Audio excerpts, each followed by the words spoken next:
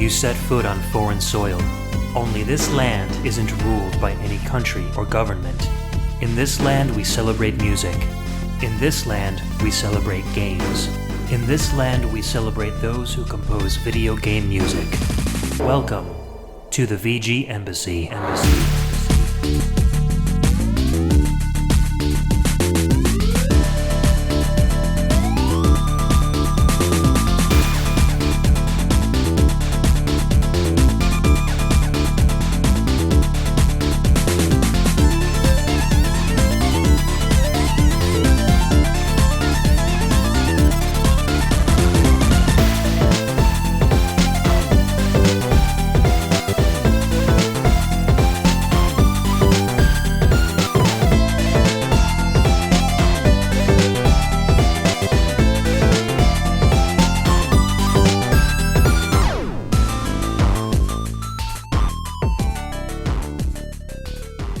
Welcome and thanks for tuning in to another episode of the VG Embassy. This is a show centered around video game music and the amazing online community of fans and podcasters that enjoy it. My name's Ed, and on each episode I'll take the role of Prime VGM Minister and invite a guest VG Ambassador onto the show to share with us their own video game music culture. Or I may share a part of my culture on a solo show. And if it's not coming through too much already, I have a really bad cold and I'm just getting over it, so excuse my voice. On this episode, I will try not to sniffle too much into the microphone. But that being said, we have an amazing show today, and I have an amazing guest VG Ambassador with me. You guys might be familiar with one Cameron Werme, who's been on a couple episodes of the VG Embassy. His elder brother, Jordan Werme, is here with me today, and we are going to be doing a single game focus on a little indie title called Oxenfree. Jordan, how are you, sir? I am well. Thank you for having me. I'm sorry that you're feeling under the weather. I'll get over it. It's great to have you because we've been trying to get this show done for like the past couple weeks or so. I was sick before. Yeah, so now everybody's good. We talked a little bit while I was on your show, Table to Stage. Yes. And you said you had a couple games in mind you wanted to do shows about. One of the two you mentioned was Oxenfree, and my eyes lit up because I had the game. I hadn't played it yet. It looked phenomenal, and it gave me that kick in the pants to go and play it, and I fell in love with it, which made me even happier to do this show. Yeah. But before we get into all that stuff, tell me a little bit about Table to Stage and what you do. Sure. My podcast, Table to Stage, has been compared, I hope favorably, to NPR. I like it so far. I have conversations with people that are creative from just about any genre of creativity you can think of. Artists, writers, musicians. I had the Yard Goats play-by-play voice on the show once. I've had politicians. Whoever dabbles in the creative arts or creative thinking in one way or another is somebody that I will talk to. Generally about a 45-minute to an hour conversation. And I'm hoping to inspire others to get involved in creativity somehow. Very cool. Yeah, I have a lot of fun doing it. Yeah, I've listened to a bunch of your shows. They're a lot of fun. So you seem to have started in like the local area because we were both in Connecticut, and so a lot of Connecticut locals, but now you seem to be maybe getting a little outside of the region and doing some remote stuff, right? My focus is always going to be Connecticut, but there's so much out there, and I'm sort of getting into that point where if something catches my eye, I don't care where they are. I'm going to reach out. The worst that can happen is I get a no. Yeah. But I've been very fortunate. I've had very few no's so far, and I've had some incredible guests, and I have got some more already lined up for this year. I'm really looking forward to it. Very cool. I'm looking forward to it too. So, Oxenfree, what drew you to this title to make you want to do an entire show about it? So, the short answer is it was on sale.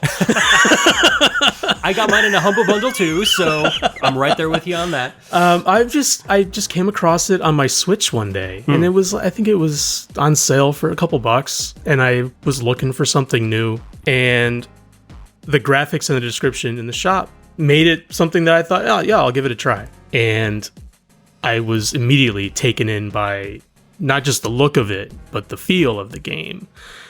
And the music for it specifically is so vital to the way the game feels, Absolutely. the atmosphere, the way it kind of draws you into it. And the more I heard the music for it, and I read a little bit about the music for it, and it's sort of the ways the music was created was so interesting to me that I thought it would be fun to explore. And you have the perfect platform for that. Interesting music is my forte. And there is a lot to talk about with this game. Let's just start off with the basic facts. So, according to Wikipedia, Oxenfree is a supernatural mystery graphic adventure game. It's developed and published by Night School Studio, and also published by Skybound Interactive as well. The soundtrack was composed by an artist by the name of Scientific, otherwise known as C. Andrew Roman. The game was originally released on Windows, Mac, and Xbox One on January 15th of 2016, and it came out on the PS4 and Linux later in the same year, and then iOS, Android, and Switch ports were released in 2017. It got the attention of a lot of award shows, winning the prize for excellence in visual art at 2016's Independent Games Festival, and also honorable mentions for narrative, audio, and the Seamus McNally Grand Prize. It had nominations for Best Storytelling and Best Indie Game at Golden Joystick 2016, Outstanding Achievement in Story at the 20th Annual DICE Awards, Excellence in Narrative at the 2017 South by Southwest Awards, Writing in a Comedy National Academy of Game Trade Reviewers Awards of 2018, and many other nominations for mainly the storytelling aspects of the game. So this game got a lot of recognition, a lot of notoriety.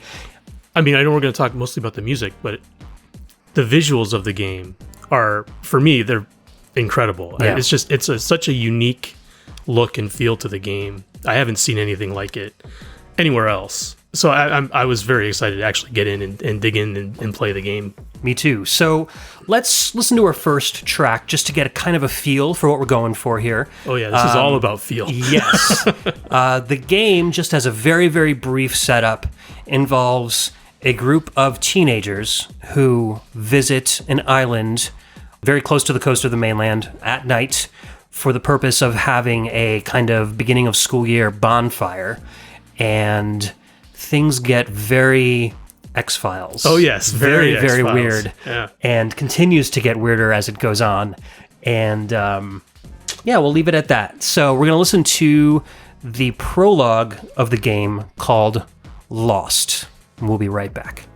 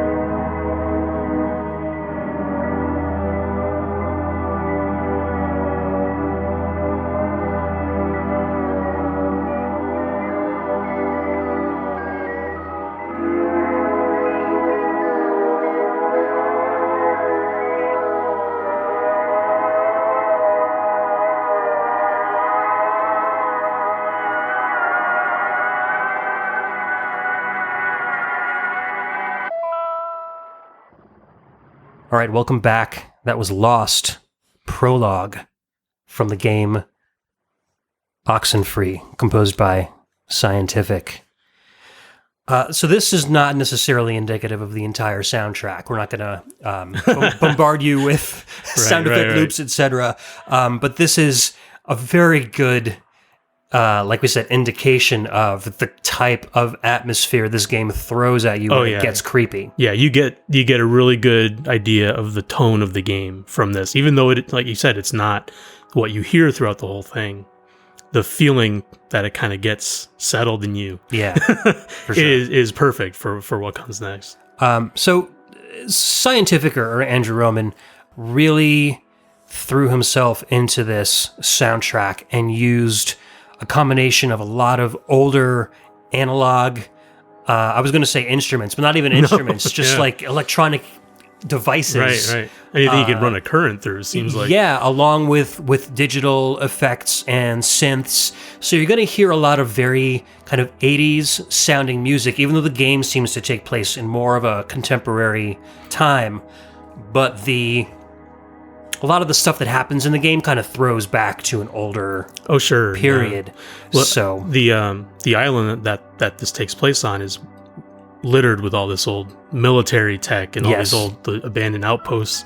So the use of the old World War II radios in the sound effects really helps just suck you right into that, the whole atmosphere. It was really clever to use the actual radios from the era that those military posts were from, and the use of the reel-to-reel sound effects throughout the entire game really kind of, it's more about that feel and really getting you involved in the game. Yeah, and that reel-to-reel stuff is very important in the game. We'll talk a little bit more about that as we go through the show.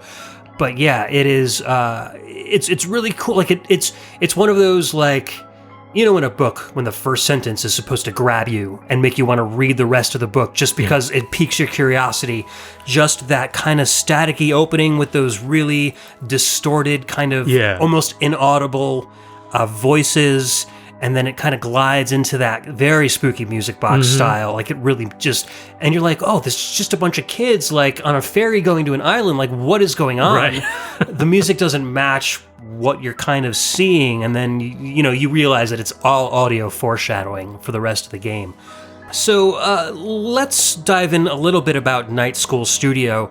I want to talk about them first because it'll kind of give y'all a better impression of the art style and where these guys were coming from when they made this game. So Night School Studio LLC is an American independent video game developer and publisher, and they were founded June 6, 2014 by Sean Krankel and his cousin Adam Hines, and they're based out in Glendale, California. Now, Sean Krankel was a former Telltale Games developer, so they worked on like the Borderlands Tales games, the Walking Dead series, Batman, tons and tons of those kind of very narrative driven. Back to the Future series was amazing. The Homestar Runner games, they did all that stuff.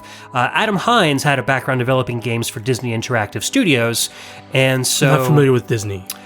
They there's this Mookie Mouse character. I don't know. Lost me at Mouse. Ronald Duck. So they both had pedigrees of very high quality, very polished games, and both of them had these grand ideas that their respective companies really weren't aligned with what they wanted to do, and so they left amicably and decided that as cousins and lifelong friends, they would strike off and create their own company. And it's funny, I watched interviews with both of them together, and they're first cousins, like blood relatives. They could not be more different people. Sean is very, very quiet and kind of like introspective. He's a person of color, and he's got all of these kind of like really, really big ideas, but he speaks very slowly and kind of eloquently. Yeah. And then Adam is just like this crazy, like he's like the used car salesman kind of guy. And he has that kind of Disney attitude. And in the game, you can kind of see where those personalities come through in these characters that we'll be discussing in a little while. Sure. There are characters that are very big matches to both of these kind of personalities. Oh, yeah. You want to talk a little bit about their their background. Yeah, it's funny because, I mean, when you're talking about companies like as big as Disney and Telltale, these are, bigwigs in their respective industry.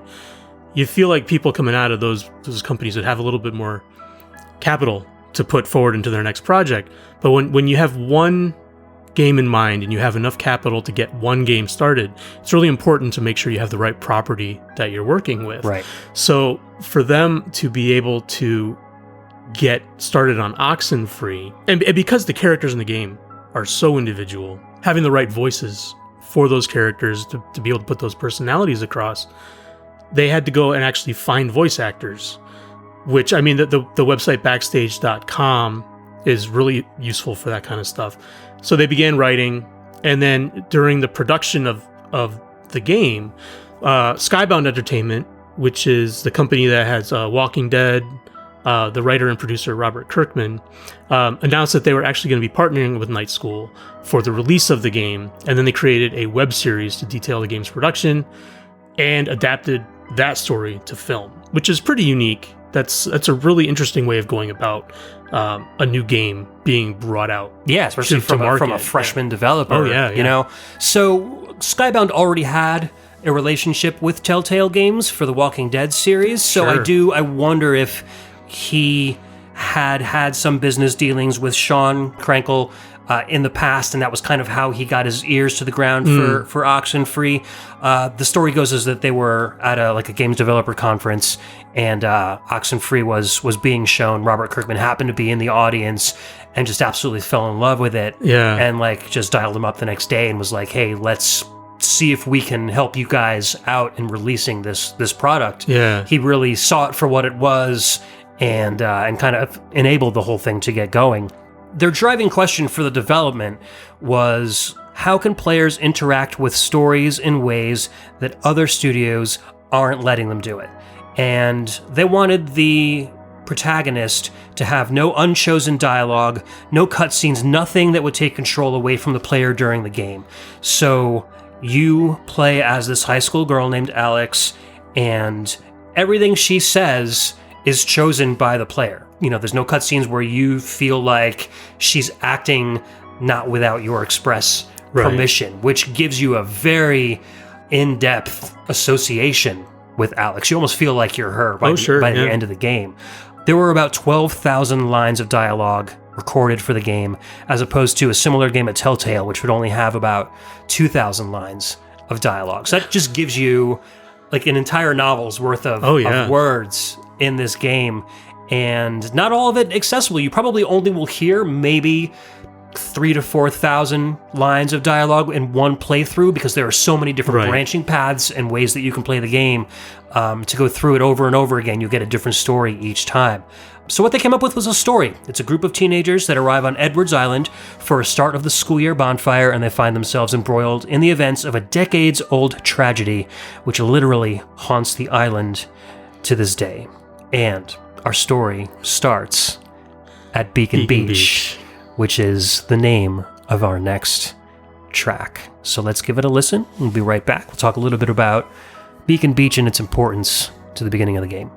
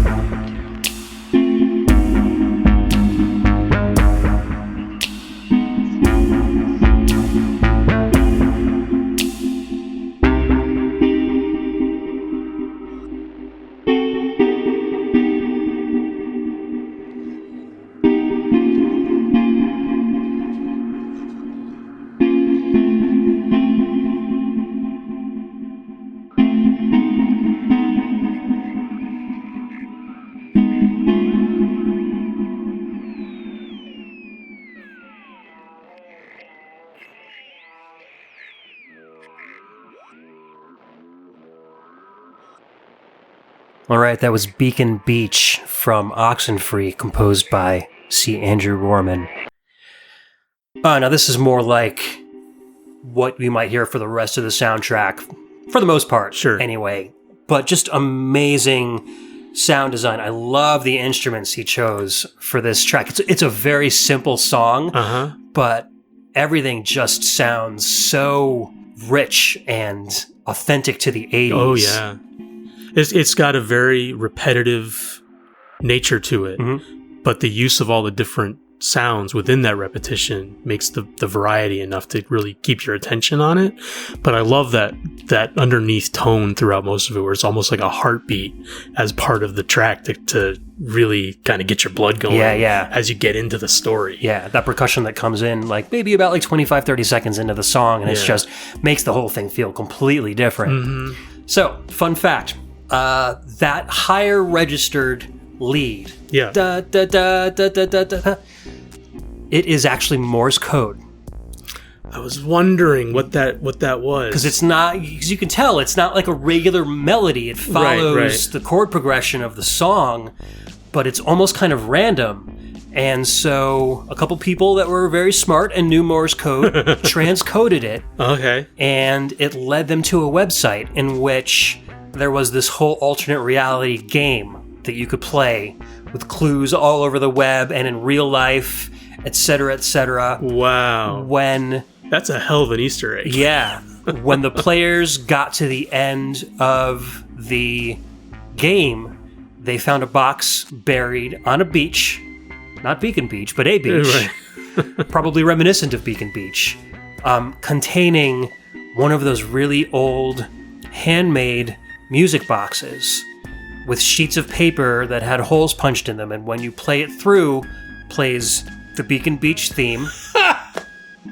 And the ending theme of the game. Wow. Put there by the composer himself. Oh my god. It's in this rusty old, like World War II era first aid box. It is so authentic to the theme of the game, it's not even funny. That is some Inception level stuff right there. Yeah, and there's some YouTube videos online of... that's just creepy enough to stick with the theme of the game, exactly. too.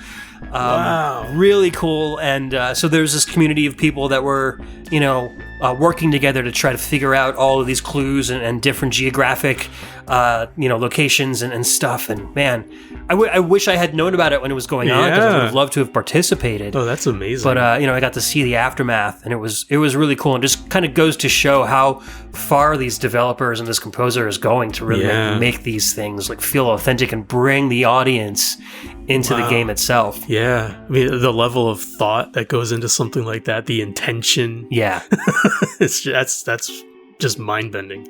So let's talk a little bit about Beacon Beach. What do you remember? So you still haven't finished the game yet, right? I have not finished the game, but you're kind of in the middle of playing it? I don't know if I'm at the middle or a little bit past the middle, but so Beacon Beach, you sort of... This is a point in the game where you get to meet all the characters, and Alex is the one that you play through the game as, and see how she starts to interact with all the other characters, what they're doing there on the beach. And they split up. Things don't go well. Yeah.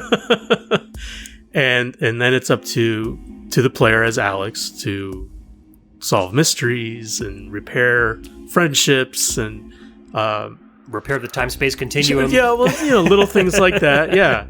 Yeah, good thing she brought that radio.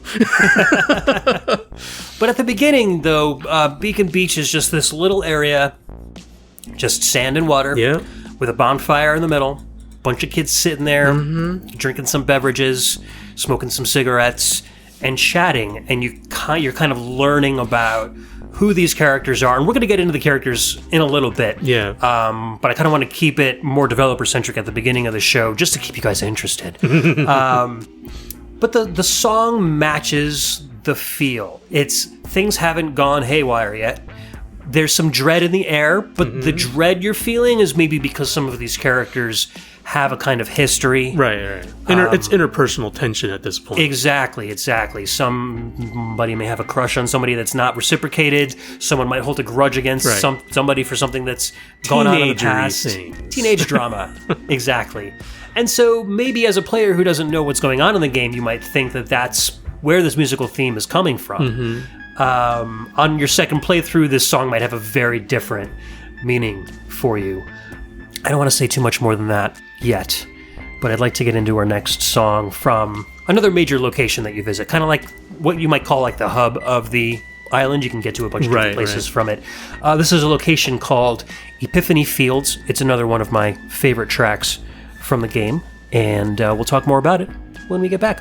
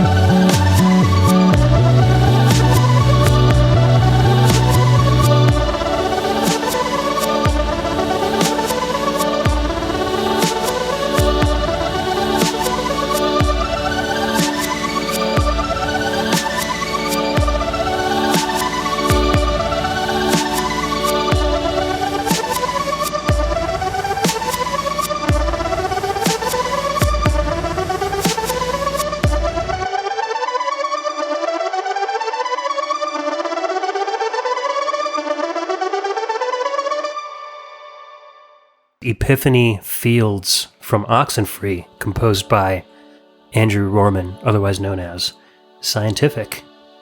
I always know when a composer is going for an 80s feel when the reverb on the snare lasts until the next snare hit. When snares overlap each other. Huge drum kit. Big hair, long snare, right? Exactly. This one kind of reminded me of, I don't know if you've ever heard of a game called Dropsy. No. It's a kind of a game kind of similar. Well, it's funny. There's similarities and absolute dissimilarities, Dropsy is another one of those like point-and-click style adventure games, but there's no dialogue whatsoever. Everything is pictures. So you're playing as a character who's differently abled, and so when people talk to you, you just see images above their head about what they need. Oh, interesting. So it's exactly the opposite, where this game is just scads and scads of pages and pages of dialogue. But anyways, the soundtrack by Chris Schlarb has a very kind of similar feel, very kind of a playful synthy feel, but then there is that kind of darkness underneath it all too, which Dropsy kind of has. Yeah. And I get that feeling with this one. Yeah, this was the one that when it starts out, I think Enya. By the time it's over, I'm thinking Moby. Right. I don't know why, but that's the transition that I make in my head. Those arpeggios are definitely Moby. You're right. They have that almost kind of like a sing-songy carnival feel, but then you have that very thick bass underneath. It almost feels like a fretless bass or something, yeah, maybe. But like as a synth. Yeah. With those kind of freaky like theremin sounds. Yeah, I love that theremin sound in there. It's not the sound you hear very often. Not at all. Especially like as far as I'm aware in a video game used for music. It's a really interesting use, and I think it really sort of drives the entire piece forward. You're listening to that thread of that theremin through the entire thing. It's really clever. I like the name Epiphany Fields. I don't know where or why it was named that. Yeah. Like the historical. So the island that you're on, Edwards Island, is full of history, and you are able to kind of experience that history through the game, through looking and hearing different pieces of media as you go throughout the island. But it doesn't. I don't think it ever really says why it's called Epiphany Fields. At least nothing that I've come across. Nothing much happens in Epiphany Fields. Like I said before, it's kind of like a hub. It's kind of like you just cross from one place to another. So the musical direction of this piece, I kind of wonder what feel they were going for.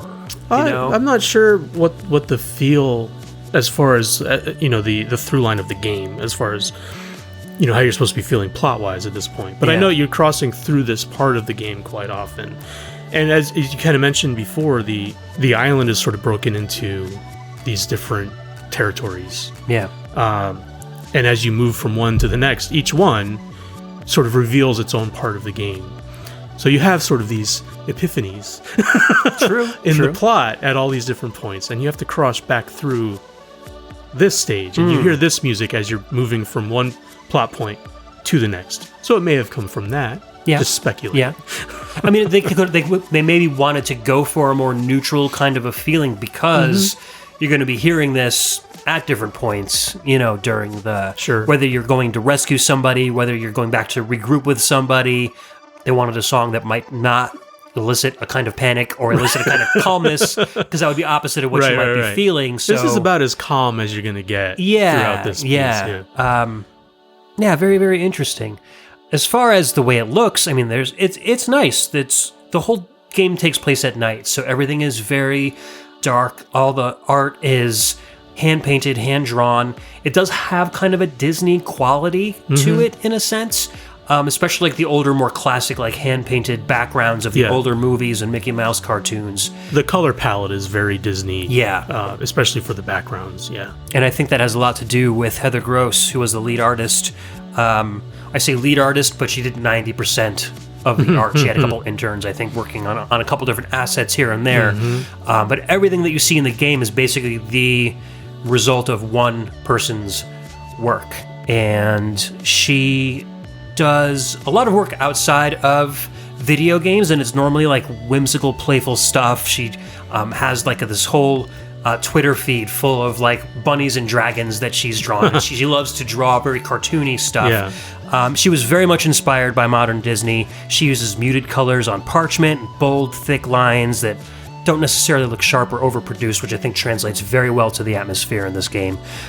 This was her first lead art job, so in an interview she said that she'd previously been told what to draw, and then she would just draw it. She would just kind of be a soldier in the Disney art establishment. That's the Disney machine, yeah. Exactly, and for this game she was tasked with developing the art style and the locations completely on her own. So what you're seeing here is basically, with very little input from Adam and Sean, they basically just told her, go wild, and we'll make sure that what you're making fits into the game, and any tweaks we make will be for the sake of gameplay, not necessarily to change the artistic vision that you have. So they really let her just kind of play with whatever she wanted to do.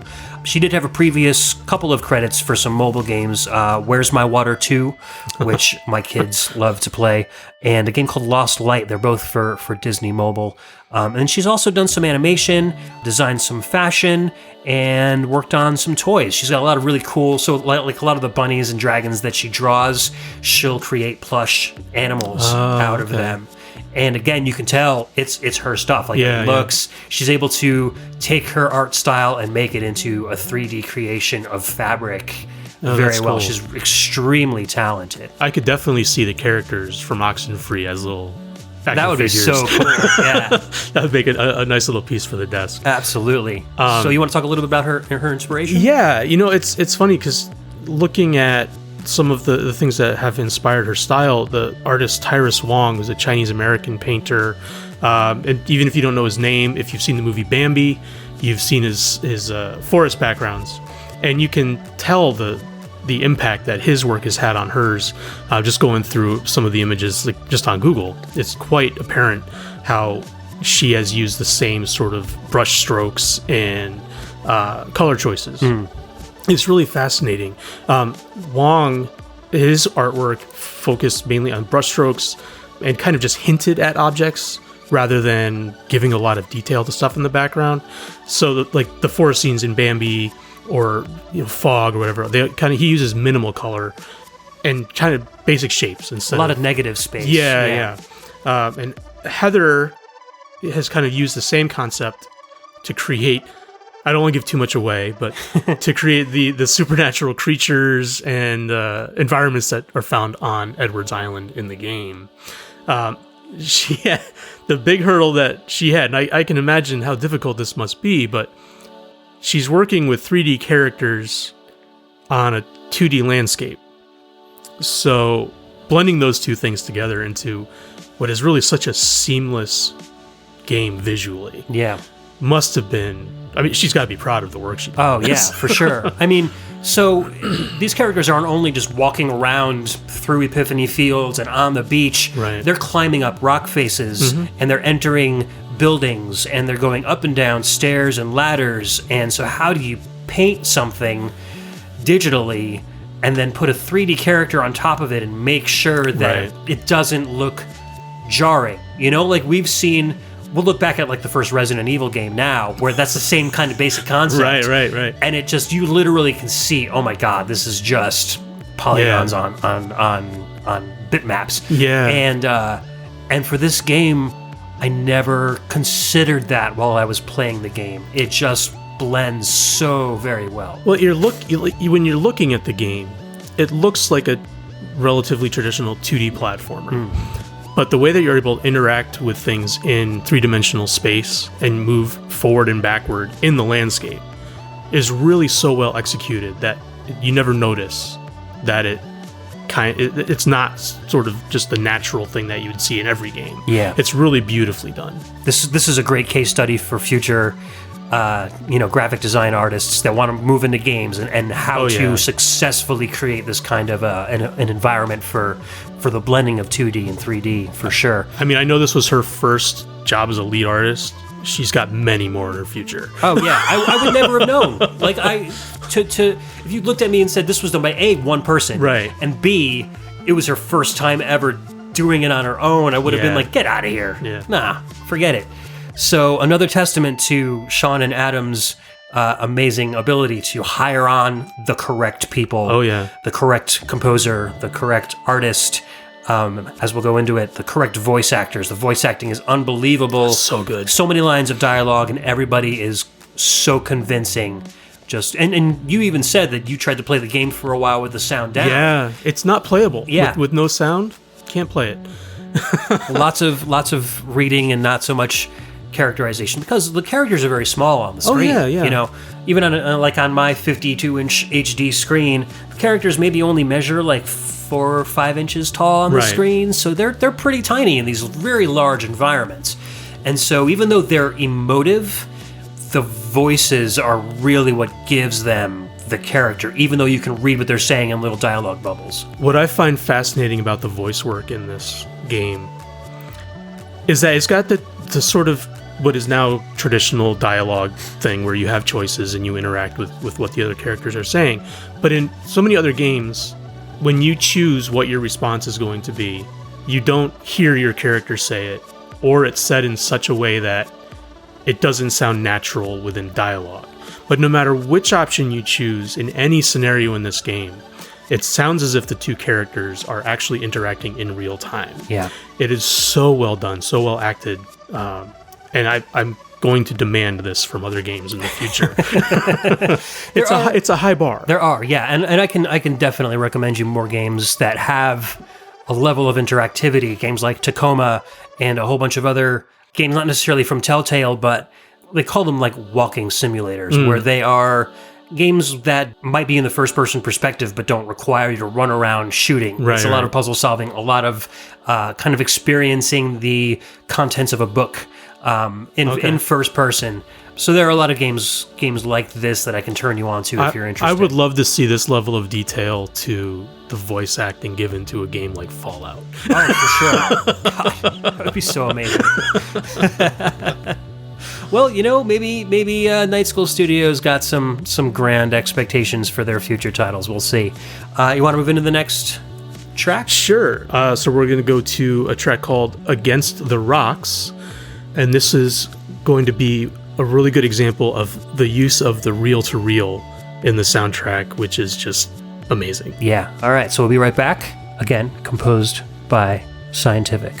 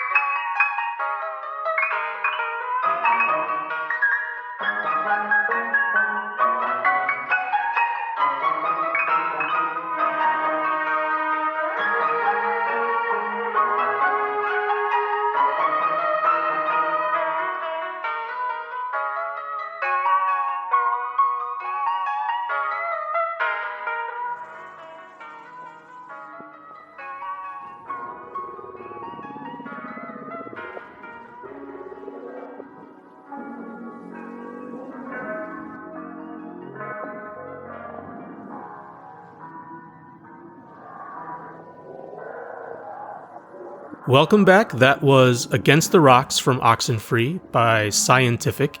It's a great example of using the analog reel-to-reel effect in the game. Yeah, I really think... Welcome back. That was Against the Rocks from Oxenfree by Scientific. It's a great example of using the analog reel-to-reel effect in the game. Didn't you just say that? I don't think so. I'm getting a really weird sense of deja vu right now. All right. Well, anyways, I think... Welcome back. That was Against the Rocks from Oxenfree by Scientific. It's a great example of using the analog reel-to-reel effect in the game. Dude, we're like in some sort of a strange loop. This is weird. I think if we were in a loop, I would have noticed by now. All right. This is like the third time that we've done this. Wait, third time? Oh, man. You might be right. Yeah, you're getting it too? Yeah. This almost feels like what happens in the game. Maybe we're safe now. I think it would loop earlier than this. Yeah. Are we going to loop again? Well, let's see what happens. All right. Anyways, so reel-to-reel and looping is a big part of this game, speaking of which. Right. So you've been to the part in the game where this kind of weird phenomena happens? There's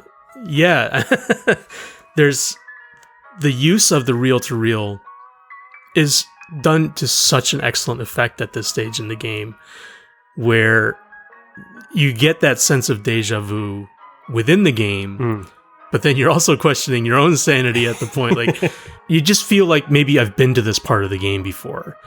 And it's just so well executed. It's a great effect with in the soundtrack. Yeah, and they use, like I said, even though the game takes place in what seems to be present day, the kids have cell phones and stuff.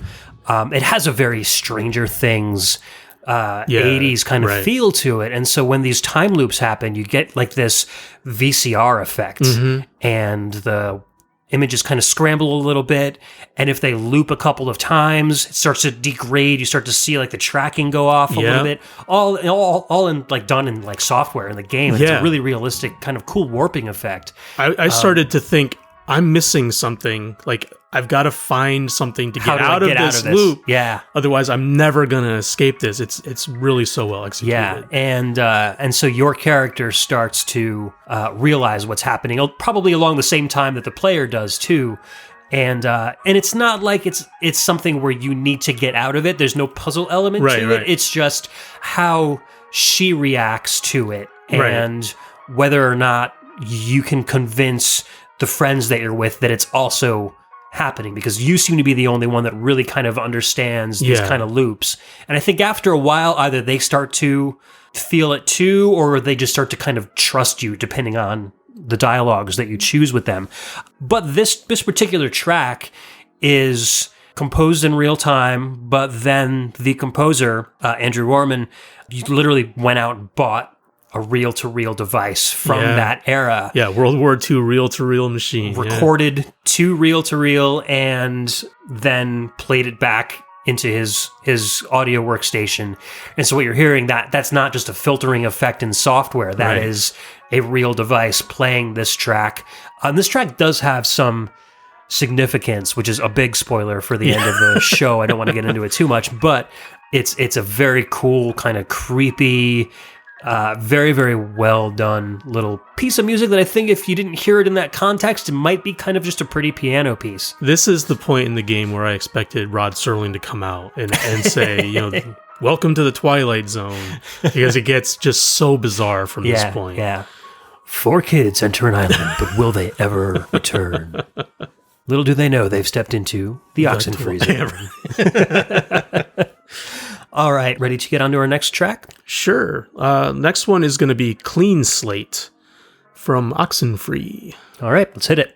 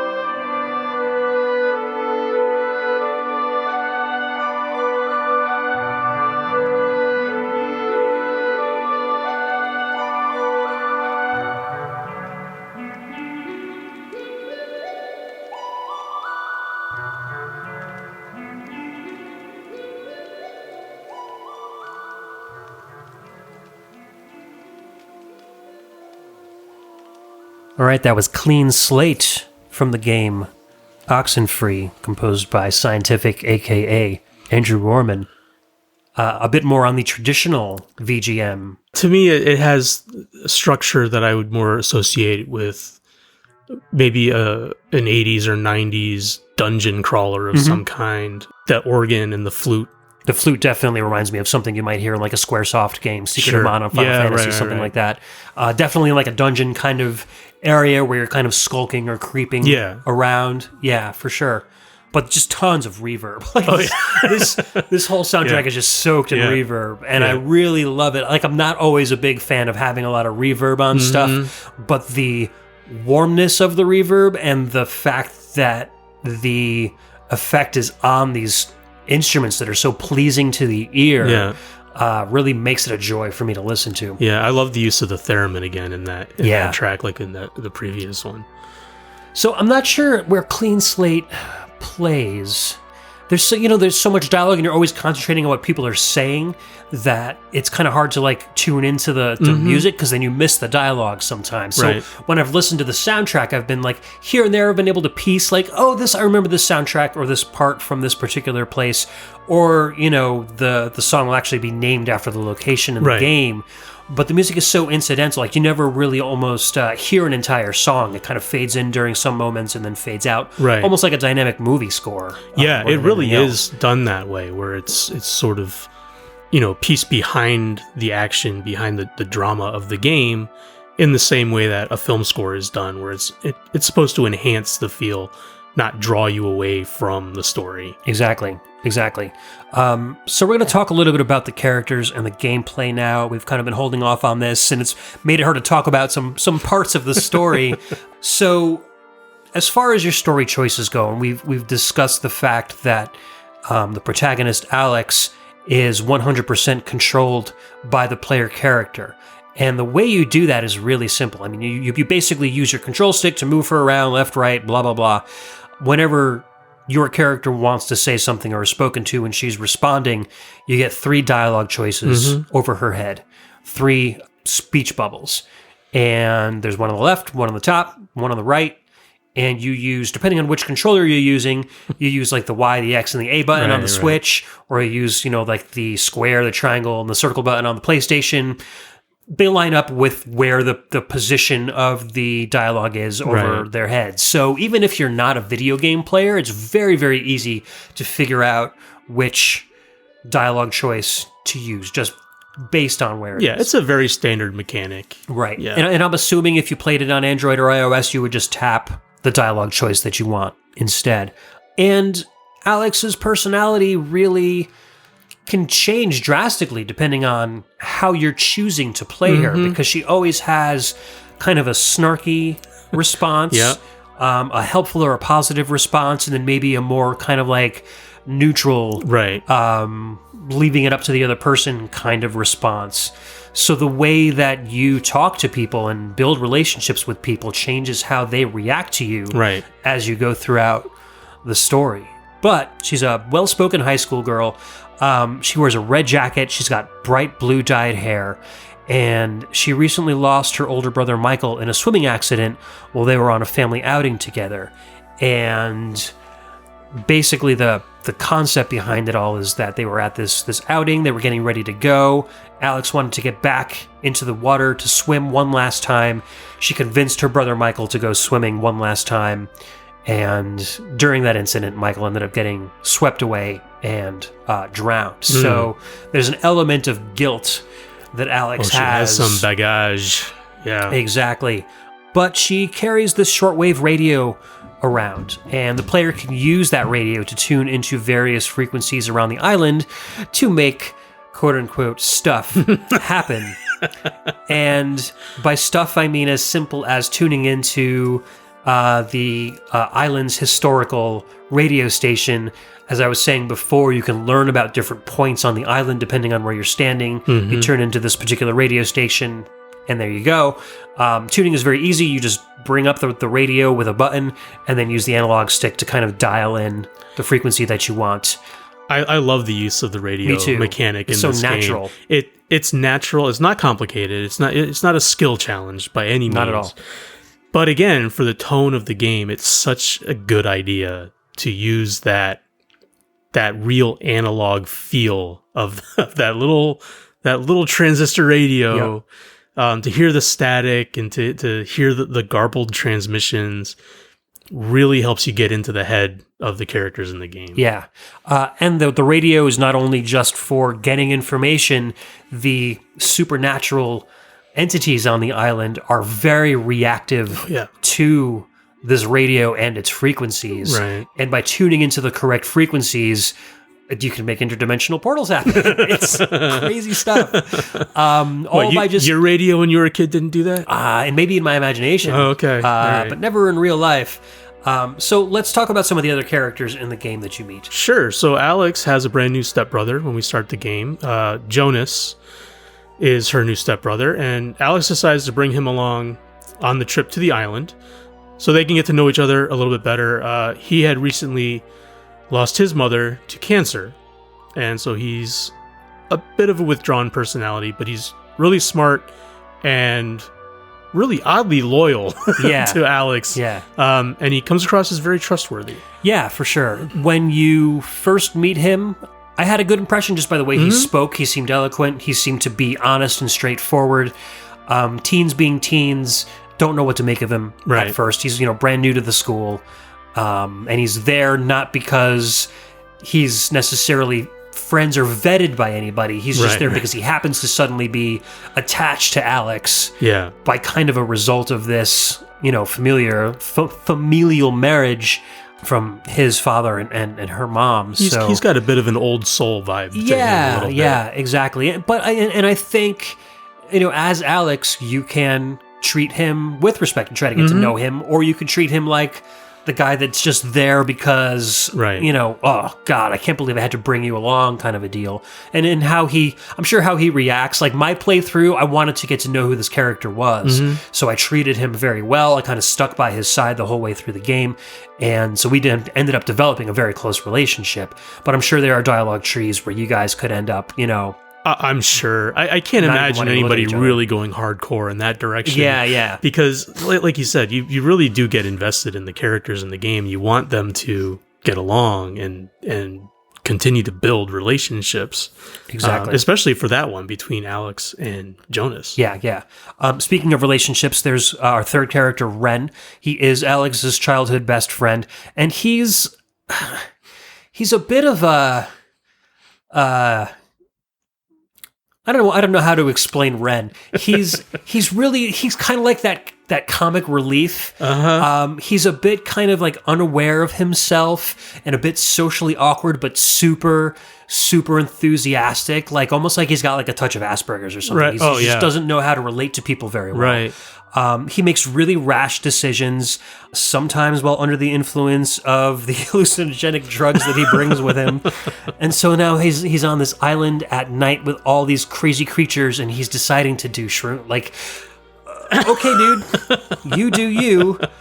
He's like a short little kid. He's got curly blonde hair, and he's got big gauged earrings in his ears. Just very like unique looking individual in this game. Yeah. And he's madly in love with this girl, Nona. She's the shy one to his bubbly, exuberant personality. Yeah. Polar opposites. Right. She's kind of goes along with what everybody else is doing. Just does whatever everybody tells her to do. So she's just really not looking to rock the boat. Right. At all. So she's got long black hair. She wears kind of a funny slumpy hat. Beret, yeah. And she's the musically talented one that loves to play the piano. Yeah, I think of all the characters in my playthrough, I got to know her the least because she wasn't very forthcoming. Yeah. There are ways that you could bring her on these missions that you go on, and I'm sure there would be a lot of dialogue where you'd get to know her better. But her personality from the outset wasn't necessarily one that made me want to get to know her better. So I found myself going on these journeys with the characters that were a little more outspoken. I felt they would just be more interesting to talk to as I walked around.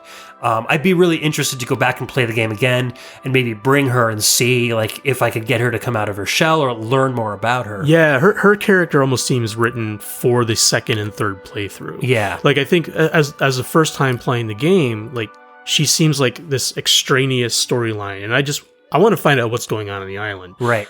And interacting with her is like this whole other thing that's happening over here. It doesn't help me get to the end goal. Exactly. So yeah, maybe on the second time through, I'll see if I can get her to come out of that shell a little bit. Yeah. So Ren and Nona were these kind of archetypes that I was talking about at the beginning, where Sean is probably more like Nona and Adam is more like Ren. Right, so, right. Sean's a very kind of withdrawn, maybe had more to do with developing Nona's character, and then Adam was more the Ren, more kind of like outgoing, doing shrooms. Exactly. I don't want to put any words in his mouth, but Disney does create some really interesting artwork. Right. And then there's Clarissa, who's the final member of the core group of teens. She's the least friendly of the bunch, and she's chilly. Yeah, she's an extremely popular student at school, and they talk about her being the homecoming queen for the last few years. She gets really good grades. She's just kind of like this perfect model student, but she just has this grudge against Alex and is continually degrading her and deriding her and won't let her say a single thing without some sort of snarky remark. Right. She is Nona's best friend, though, so they have this good relationship with each other. But then whenever Alex speaks up, she's like staring daggers at her. Yeah. And you don't realize why until later on in the game, which is something that I obviously don't want to spoil, but Clarissa has kind of a major part, because being so full of negativity, she's kind of affected by these creatures that are on the island a little bit more than some of the other characters might be. And these creatures are known as the Sunken. Okay. And without giving too much away, there was a... So like we said before, Edwards Island had some military activity on it. There's like a barracks, and they would do submarine drills. And so there was an accident in one of the submarines, and the crew of the submarine were unable to be saved, and they passed away. Okay. But in any case, they are present in one form or another on this island, and so that is what kind of is causing all of this craziness to happen. I don't want to give away any more than that. That's probably already giving away a lot. But you'll get much more of the story, and it's a little more complicated than I'm making it out to be. Right. But so that is the kind of overarching antagonist that you have to overcome as you go throughout this game. Yeah. Pretty cool stuff. So you have, these very average teenagers with these very average problems suddenly up against this very dangerous and very powerful foe. Right. And how they go about figuring out how to do it is really interesting. And regardless of how much of the game you have spoiled for you in this show, experiencing it and experiencing the dialogue and the voice acting and the art and just the sheer bizarreness of some of the things that these Sunken do to these kids is just worth the price of admission. What's great about this game is that there's so many games available now that are heavily action focused. That there's a lot of fighting, there's a lot of puzzles and all this kind of stuff that's available now. But this is a game that's really driven by relationships. So the more you really dig into playing Alex as a character independent can really, at least for me, if I really try to role play that character as I'm playing, it really brings up the enjoyment level of the entire thing. So it's not an action game. There's no real combat or anything like that. But if you enjoy character-driven story, it's really a beautiful experience to play. And a good testament to how well the game was written is I would start to formulate my own responses in my head to what the characters were talking to me. And inevitably, a response that I would have would be one of the options that would pop up. And that would be the one I would immediately pick. And it just goes to show how well and naturally written the dialogue is, because these responses feel like things that you would really say to the situations that you're being put in. So, I think we've talked enough about that stuff. I'm sure we'll get more into it as we go throughout the show. But let's move into our next track. Jordan, what do we got coming up? So the next one from Oxenfree is Cold Comfort. This is another one by Scientific. All right, let's hit it.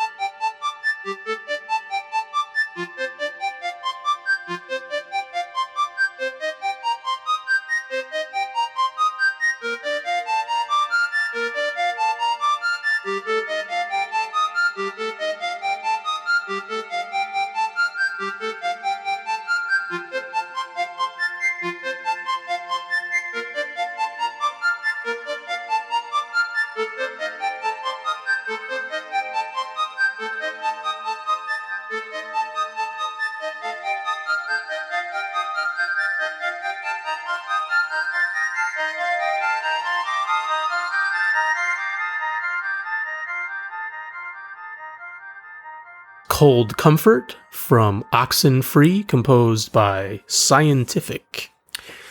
Cold Comfort feels cold, for sure. It starts out cold. I'm not sure if it's exactly that comforting. It's really unique combination of instruments here. So there's I felt like I told you while we were listening to it, it's like a music box trapped in the upside down. Kind of a playful but bent music box notes with those kind of warm 80s synths that come in. Yeah. And then there's some piano in there as well. And it's just, they all, I don't know. I can't really place the feeling that I get except for the first I don't know 3 minutes or so of that are for me at least, the most unsettling of what we've heard so far. Yeah. Going through this soundtrack, there's something very, very off-putting, intentionally. I mean, I don't mean that I don't enjoy it. What I mean, as far as setting the tone, setting the mood for the game, just kind of the heebie-jeebies throughout that first 70% of it or so, and then there's that massive 180-degree tonal shift. Right. And I don't know how to process that immediately when it first hits. Yeah. I'm really thrown off by it. Yeah, I don't remember that piece while I was playing the game, and I felt like when the song started that it took place up in the forest area, but that secondary part there, I don't know whether that's like a scripted sequence or something that changes the music, or whether this piece of music is a little more dynamic and then that part comes in like at certain other places. But it does feel like they should be almost two separate pieces, just kind of like stitched together.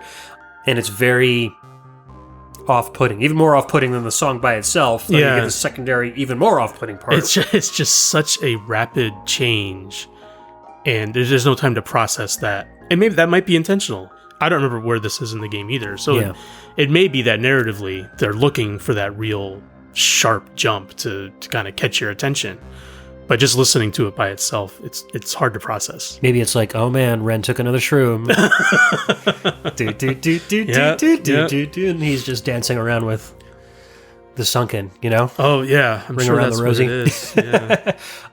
But yeah, this track, I agree with you. It's extremely creepy, and it feels like if it were just switched into maybe a major key, it would be like a very positive, like really well written, like normal 80s track. But just the effects and the note bends and the just slightly off-puttedness of everything just gives it a completely different feel. Let's move on, and we're going to listen to a track called Lantern. And when we get back, we'll finally talk a little bit about Andrew Werme, aka Scientific, and his track record as a composer.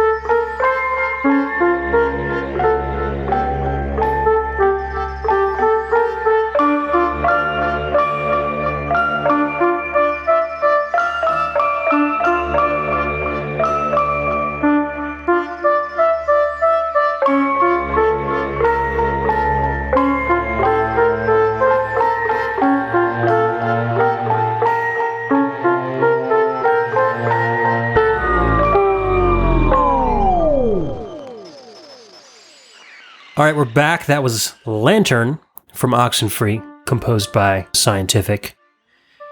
Super creep. Just getting creepier and creepier as we go.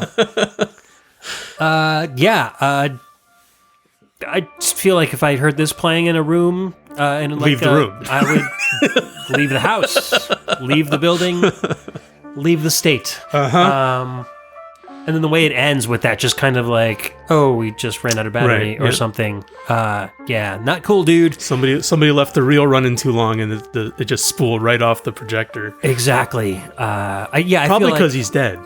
Probably. I feel like this song was specifically made to elicit fear and worry. Very, very simple and very, very effective. Again, as we're going to go into right now, we're going to learn a little bit more about how Andy Werme created the soundtrack. But first, a little story behind how he came to be working on this game. And it was one of those kind of like fate kind of deals. So Sean and Adam were a bit lost when it came to what they wanted the soundtrack to be. And Adam knew of Andy from 10 years back as a friend of a friend. And as he tells it, he was signing a petition for something. And he happened to see his name on the same paper 3 lines up at around the same time he was looking for a composer. And he was like, oh, I remember Andy Werme. Like, he does music, and I'm looking for a musician, Wow. so I'm going to reach out to him. And he discovered that he'd been doing audio for games as well as TV and film, so the rest was history. So he got in contact with him, and Adam and Sean basically told Andy that we want the music to sound something like a cross between John Carpenter and Boards of Canada and music from an old worn-out VHS tape. Yeah. And I think he nailed those sounds 110%. Somebody gave me those 3 directions, I would be completely lost. I would have no idea. First of all, I'd have to go and Google Boards of Canada, which yes. of course I did. Yeah. But how you combine those into something coherent is amazing. You to get me. this. Yeah. I mean, basically, so going back a little bit, I think like Cold Comfort and probably Clean Slate are probably the best examples of those 3 styles of musical thematicism all rolled into one. Speaking of the reel-to-reel use, as we said before, the track's effects are created by recording the song to an actual reel-to-reel tape machine and playing it back, manually manipulating the tape heads to cause the warping effect.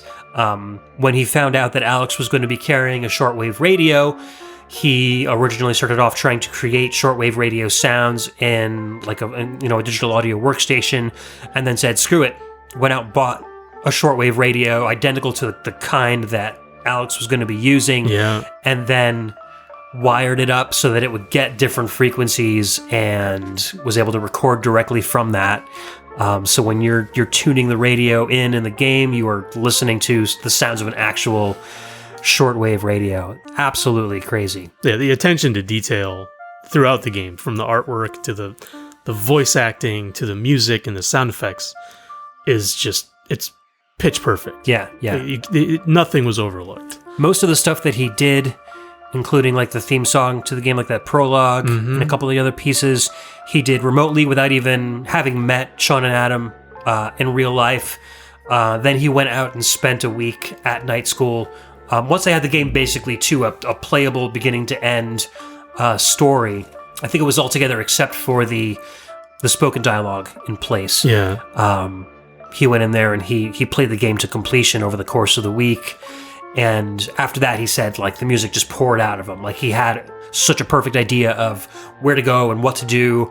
And I think that's a testament to Heather Gross's art, to the dialogue. It was so cohesive for him that it wasn't more like I can go in this direction or that direction. It just gave him the inspiration.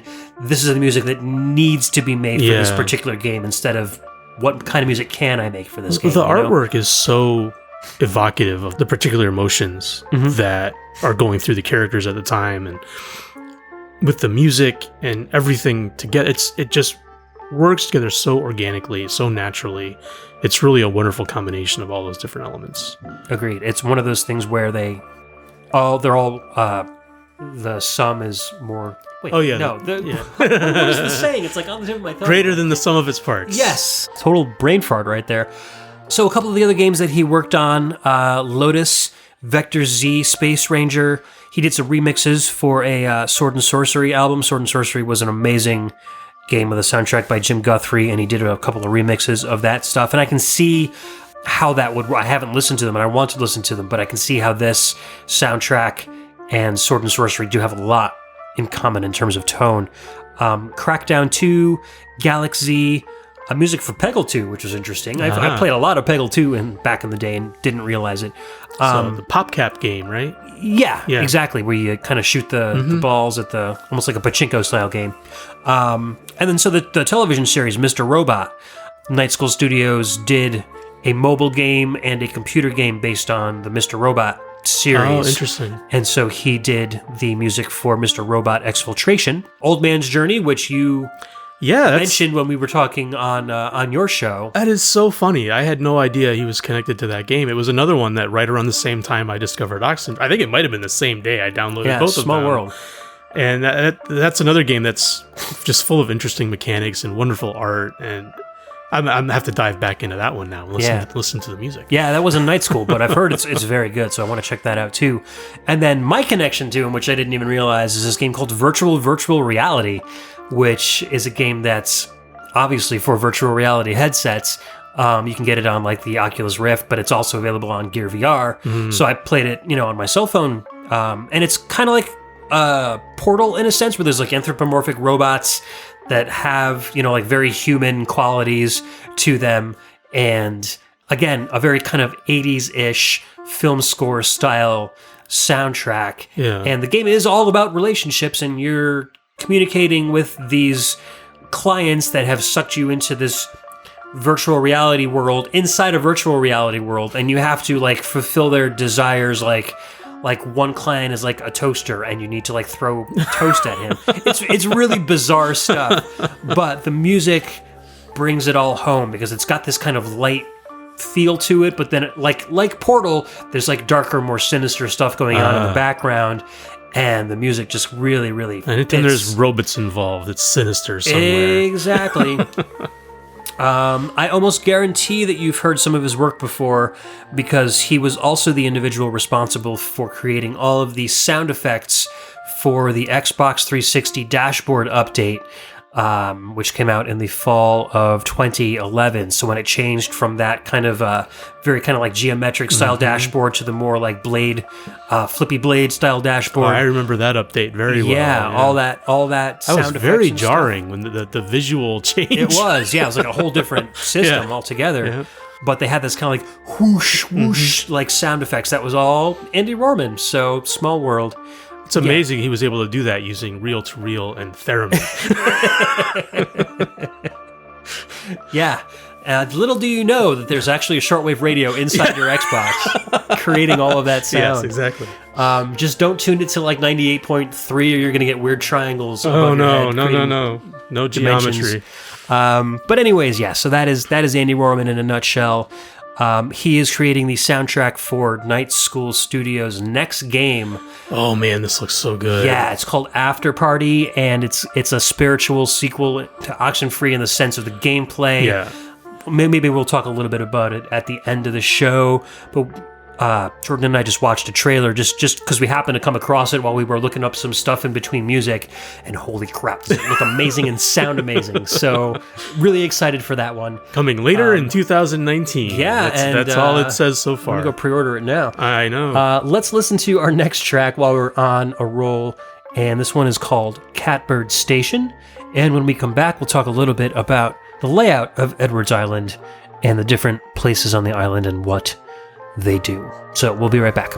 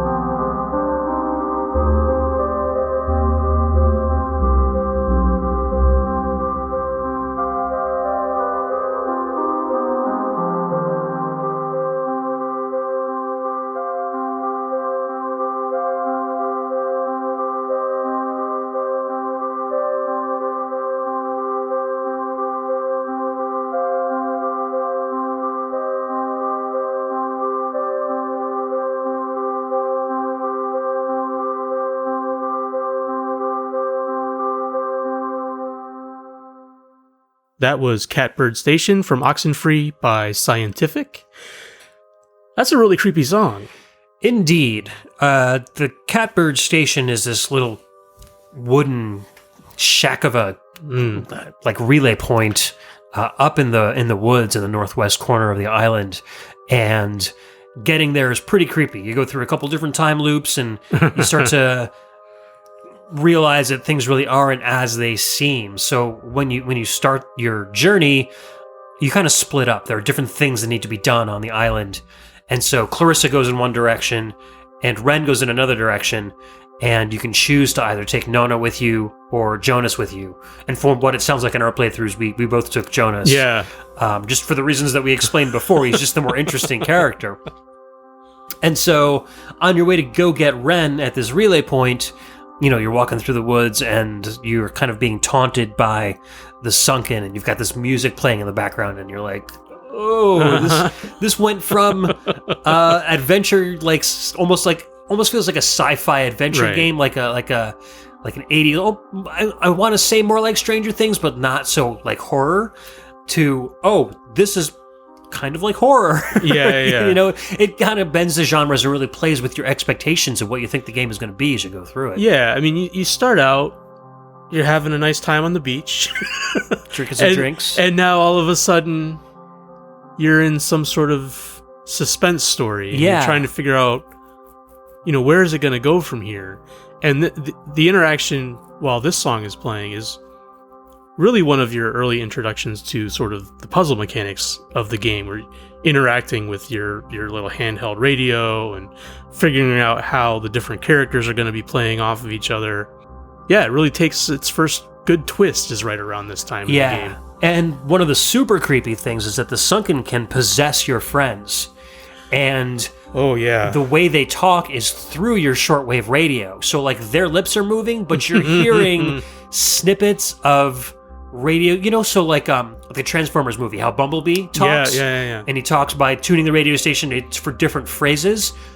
Kind of the same concept here, but they're like old-timey, like 50s and 60s voices saying like one word at a time, and it's like, you do not belong here. Like really creepy stuff. And it's your friends like talking to you through this radio.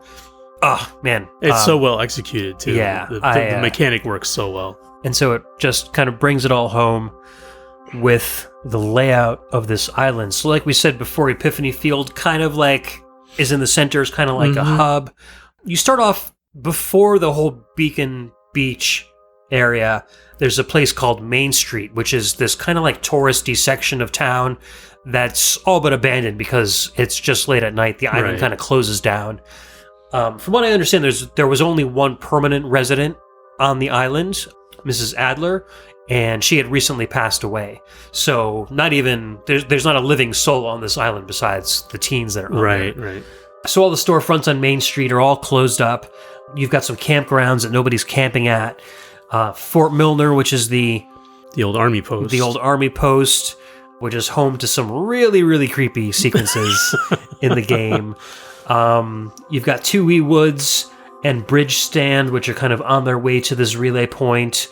And then there's the whole cave system, Discovery Cliffs, and this kind of unnamed cave area. The cave area is where you first meet the Sunken and first use. So I guess the way the story goes at the beginning is Ren hears these kind of high school rumors that, if you go by these caves and tune your radio, you'll hear weird things. Right. And so it just became this kind of like, the stories that high schoolers pass around to scare each other. And so Alex, being kind of fearless, is like, all right, well, let's see what happens. And she tunes it in and hears weird things, but it's not just hearing weird things, like weird shapes and lights start to appear inside the cave. And Alex, being Alex, is like, I'm not going to give up, even though this is really unnatural.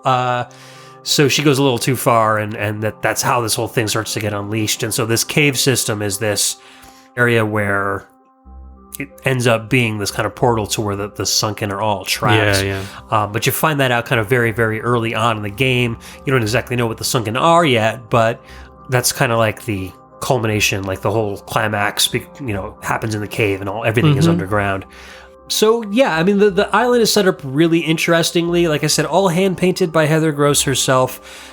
It feels... It's got like a 2D perspective. It's 2D art, but they kind of make the whole island feel like it's all painted on the side of like a rock cliff. Yeah, it's really... Again, when we were talking before about having to blend that 3D element with the 2D landscape, and the overall map of the island is done that same way, where they've sort of taken this 3D concept and smashed it. Yeah. So it's all visible in 2D.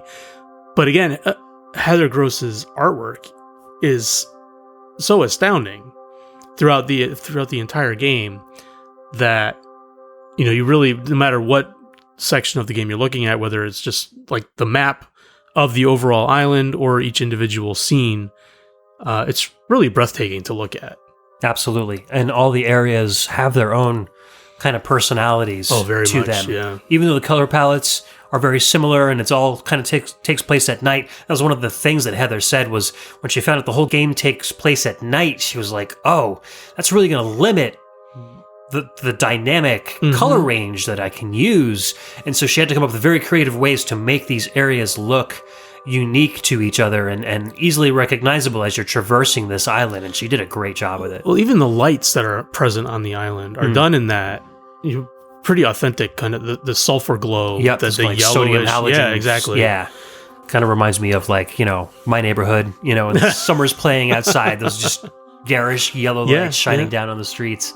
Speaking of that, our next track is actually called Deadlight. Yeah. So let's take a listen to that. And then we'll wrap up the show and maybe talk a little bit about After Party and what Night School Studio has in store for us next.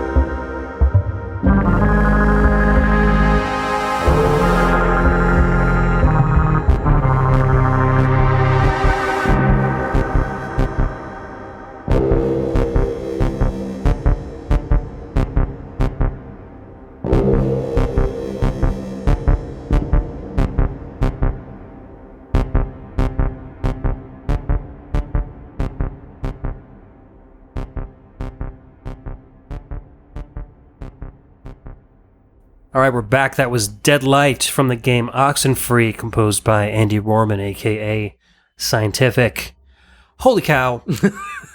What a great track to leave off on. And as I spoke about before, the Sunk in our the displaced life energy of submariners who had a horrible accident. And if this song doesn't scream that, I don't know what does. I mean, for what Jaws did for people getting into the ocean with that theme song, this almost has that same impact on me, where it just sounds like I'm heading toward a watery grave that I can't escape. Yeah. There's all those elements of the sound of like a sonar and whale song almost.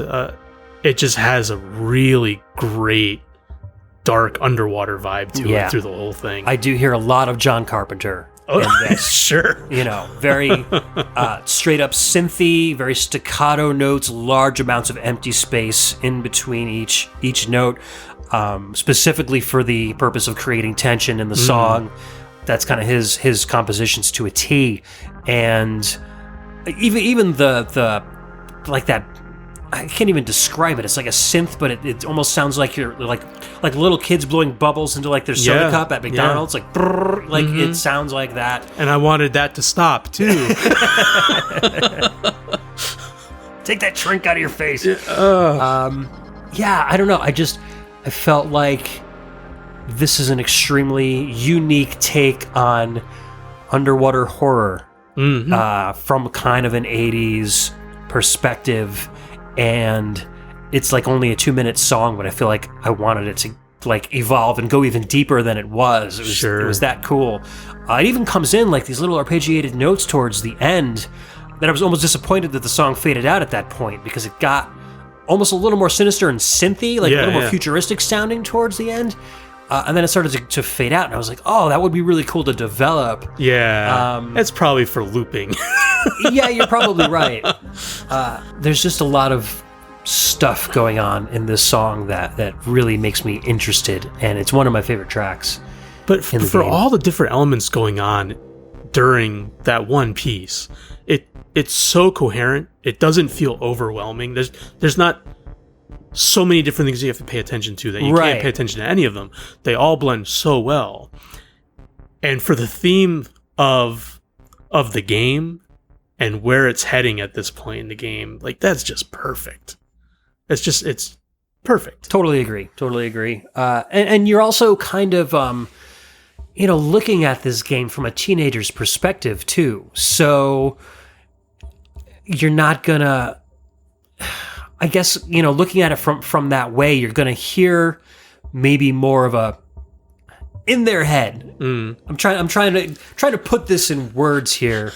From a teenager's perspective, their own internal soundtrack as this crap is going on is not going to be this kind of John Williams orchestral score. Right. It's gonna be more maybe of these playful tones, but in a much more sinister kind of way. Yeah, you know how the Rugrats theme song is very childlike, and then this is very teen-like. Yeah, there's angst to it. Right. And so I think Andy did a really good job in creating a soundtrack from a teen's perspective on the events that they are experiencing throughout the game. Yeah.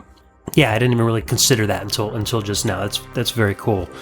That pretty much wraps up the music that we have for the show, aside from our outro track. Jordan, your overall feel on the soundtrack and the game as a whole. I know we talked a little bit about it, but what types of gamers would you recommend this game to? Oh, wow. Well, I think I mentioned earlier, like if you're into story-driven games, character-driven games, then this is definitely something you should try out. If action is your thing, or fighting games are your thing, then you probably pass on it because you're just gonna be bored. But if you enjoy just beautiful art or character development and interaction, and I'd say over 9 years old, then this is definitely something I think to check out. And since it's available on every platform you can think of too, so there's really no roadblocks. Right. Yeah, exactly. And even if you don't want to, if you want to play on the go, get it on your Switch or get it on your handheld devices. Much easier if you're not a console or a PC gamer. You'd rather just use touch controls. You've got an option there as well. I'll bet it looks great on those 4K screens too. Oh yeah, I'm sure. Seriously, like on something like an iPad or something, it would look fantastic. This game is, I felt like after I played the game, some games I play them and I feel like I've just watched a really good movie. After this game, I felt like I just read a really good book. Yeah. It had all of that character depth that you don't normally get in a 2-hour feature film. Sure. And you can play like a 10-hour game like Devil May Cry or something. Most of that is spent on watching some dude with a sword hack apart demons. Whereas with this, every single step you're making is allowing you to learn about the characters more and allowing you to develop relationships with other characters more. And the other characters are so well fleshed out that you don't even think of them as just cardboard cutouts with dialogue pasted onto them. You start to consider them as real people, and you're responding to them as you would a real person. And I literally, like, I have trouble with like interpersonal attachments sometimes, and I found myself really caring about how, like, oh my God, Clarissa's pissed at me.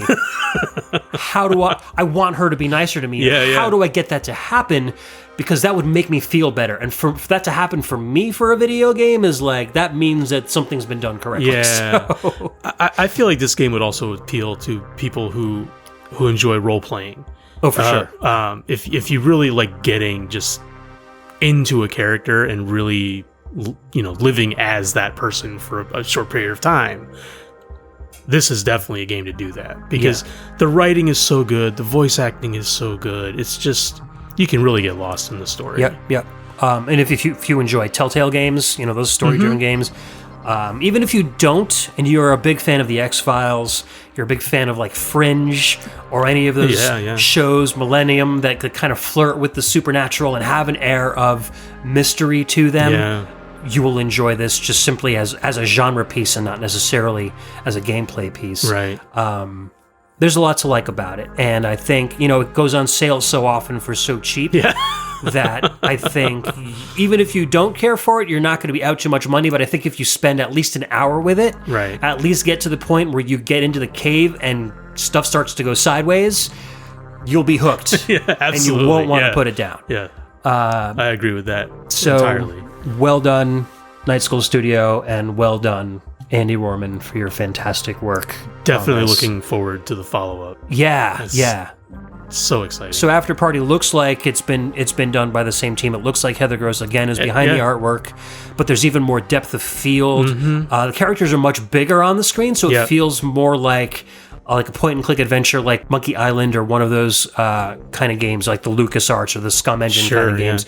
The soundtrack, at least the music, because it takes place in a bar, and I guess these two characters have died, and they're in the afterworld at a bar being served drinks by Satan. And I don't know, it doesn't go too much into what the plot line is, but there's like a scene where there's like some like club dancing going on, and there's just like this kick-ass like dubsteppy techno song going on.